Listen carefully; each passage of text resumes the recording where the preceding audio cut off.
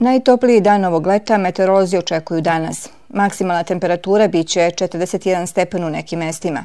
Međutim, već u toku noći stiže osveženje, kažu prognostičari. Avgust će međutim biti topao, ali ne kao posljednja 2 dana jula. Po upozorenjima lekara, nije bila bezbedna juče, a ni narednih dana neće biti šetnja van hlada, ne samo za hronične bolesnike, već i za zdrave osobe. Doktori savjetuju da se pije dosta tečnosti, nosi lagana odeća i ne izlaže suncu u najtoplijem delu dana. Kraj jula meseca je tradicionalno najtopliji period u godini i ovakve temperature i vrućine su očekivane, tvrde prognostičari. Prvih 7 do 10 dana avgusta ponovo će biti vrlo toplo sa temperaturama do 37-38 stepeni. U drugoj polovini avgusta nastavlja se sunčano i suvo vreme uz vrućine sa vrlo malo padavina. Ne očekuju se temperature iznad 40 stepeni, ali će i dalje biti vruće sa visokim temperaturama.